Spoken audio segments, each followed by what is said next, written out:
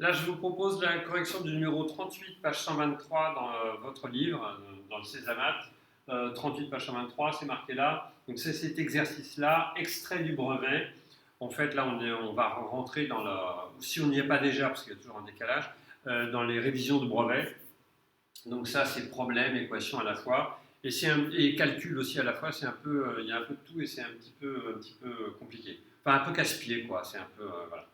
Alors, on y va, on commence. On considère. Alors, bien sûr, si vous n'avez pas encore fait cet exercice, vous arrêtez, là, vous ne mettez pas sur pause, vous arrêtez la vidéo, vous allez dans votre bouquin, vous faites cet exercice. Vous essayez, vous cherchez en tout cas. Hein. Donc, on considère trois nombres notés dans cet ordre x, y et z. Le quart du premier est égal au cinquième du second.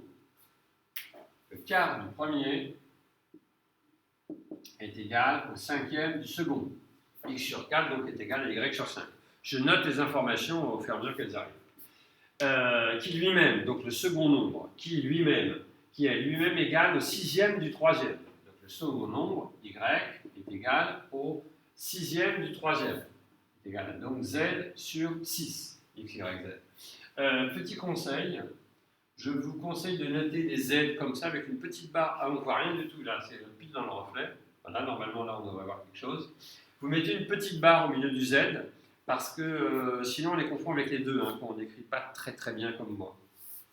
Voilà, donc je reprends. Je viens d'écrire les deux équations qui sont données par une phrase en français. Elles sont données avec une phrase en français, moi je les transcris en mathématiques. De plus, la somme de ces trois nombres est égale à 600. Okay, et donc j'ai en plus de ça x plus y plus z égale 600. Bien. Alors, évidemment, x plus y plus z égale 600, si ce sont des entiers, mais ce ne sont même pas des entiers, mais si c'était des entiers, il y aurait plein de solutions possibles. Et alors, si en plus ce ne sont pas des entiers, là, il y a une infinité de solutions. Là, il y en a, si ce sont des entiers, il y en a plein, des entiers positifs, il y a plein de solutions. Il n'y en a pas une infinité. Si ce sont des nombres qui sont, donc on n'a rien précisé, alors là, il y a une infinité. Donc, comment résoudre ça? En fait, l'idée, c'est de se ramener à une équation avec une seule inconnue. Alors, en fait, dans le problème, ils vous aident. Hein, ils disent calculer y et z en fonction de x. Normalement, on ne dit pas calculer, on dit exprimer. Exprimer y en fonction de x. Ça veut dire quoi? Ça veut dire qu'en fait, je vais dire combien vaut y, mais par rapport à x. Peut-être y, c'est le double de x, donc c'est assez facile, la moitié. Voilà. Ça va être un truc un peu plus compliqué, mais c'est ça le principe. Donc y, je vais l'exprimer en fonction de x. C'est quelque chose qui dépend de x. Bien. Maintenant, z, je vais faire pareil. Et après, quand je vais remplacer dans l'équation, je vais avoir x plus un truc qui dépend de x, n'importe quoi, x sur 3 par exemple, plus un autre truc qui dépend de x, je prends 2x sur 7, je ne sais pas quoi. Donc, en fait, ici, je vais avoir que du x. C'est ça qu'il faut comprendre. Le principe, hein, la méthode, elle est là. Hein. Bien. Donc, exprimer y en fonction de x. Moi, je veux y égale. C'est ça que ça veut dire, exprimer y. Y égale 5x sur 4. Y égale 5x sur 4. Là, j'ai bien d'exprimer y en fonction de x. OK. Maintenant, comment exprimer z en fonction de x? Alors, z, je peux l'exprimer en fonction de y déjà. Je peux dire que z, c'est 6y. Z égale 6y. Et moi, je veux z en fonction de y. Or, y, je le connais en fonction de x. Donc, si z, c'est égal à 6y, ça veut dire que z est égal à 6 fois 5x sur 4. 6 fois 5x sur 4, 6 fois 5, 30, je divise par 4. Donc, enfin, je garde les entiers, je simplifie si vous préférez. Ici, j'ai 15 sur 2. Donc, finalement, z est égal à 15x sur 2. Voilà, c'est ça l'idée.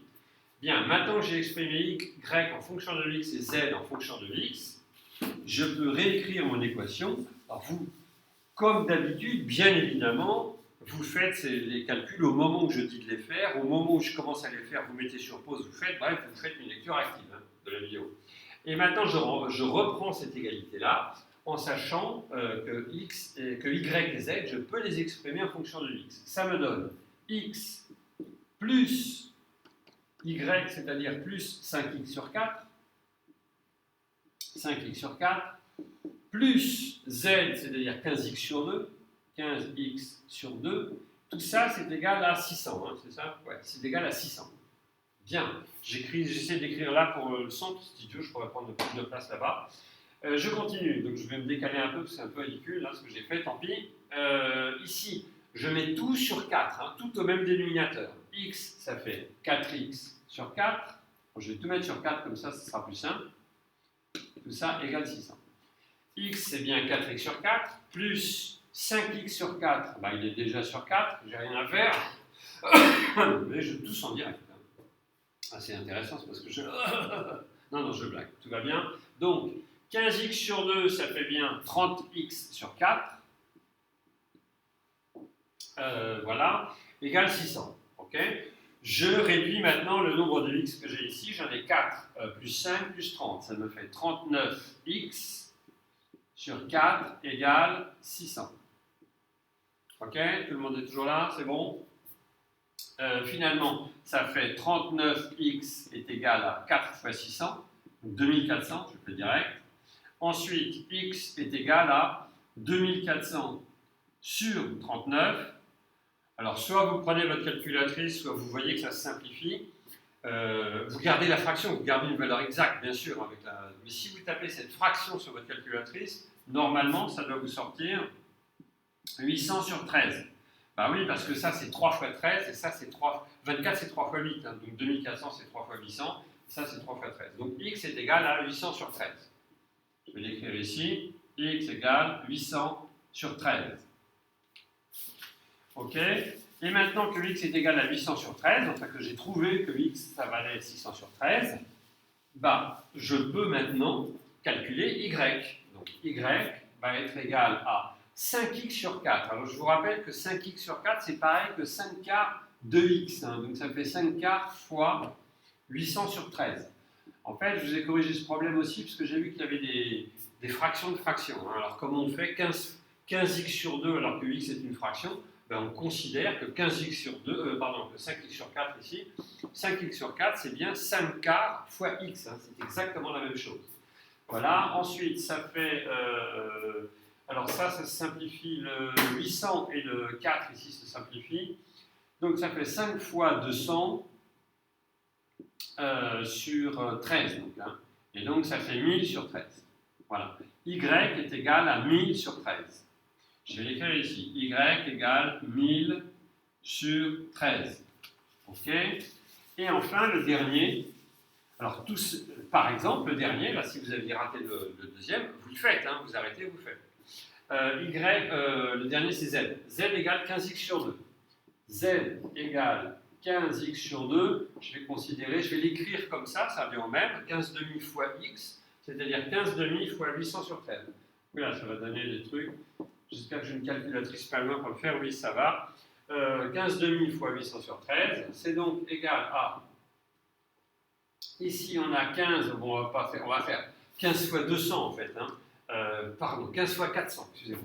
15 fois 400 sur... Là, j'ai simplifié par 2. Hein. Ça fait 400 et le 200 va ici sur 13.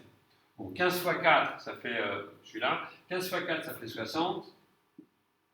60, donc ça fait 6000 sur 13. Ok? Vous êtes d'accord avec ça? J'espère. Ça, c'est Z. Égale 6000 sur 13. Bon, franchement, quand on vous demande de trouver des nombres et que vous avez des nombres sur 13, c'est un peu bizarre. Mais, après tout, c'est pas impossible non plus. Alors, là, cette fois-ci, je vais vérifier parce que le calcul était un peu compliqué. En revanche, la vérification, normalement, devrait être simple. Je regarde si 800 sur 13 plus 1000 sur 13 plus 6000 sur 13, voilà, je calcule combien ça vaut. Normalement, je vous rappelle, x plus y, 1, je prends ma calculatrice, oh, c'est peut-être pas la peine, 1800, 7800, oui, non, en fait, ça va, 7800, 13, c'est bien 6 fois, enfin, 78, c'est bien, je suis là, 78, c'est bien 6 fois 13, donc, ça fait bien 600. Ok, ça marche. Heureusement d'ailleurs. Mais enfin, c'est un exercice, je vous conseille de le refaire parce que c'est un exercice dans lequel il y a de la mise en équation, la résolution d'équations bêtes et méchantes avec des fractions, et en plus des calculs de fractions dans les vérifications qui ne sont pas très faciles. exercice, c'est un exercice de brevet, hein, je vous signale. Voilà. Je pensais qu'on ferait le deuxième en même temps. Je vais peut-être faire une autre vidéo ou alors ne pas le faire parce que sinon ça fait trop long. Et pourtant, je parle vite. Hein. Bien. Voilà, à plus tard.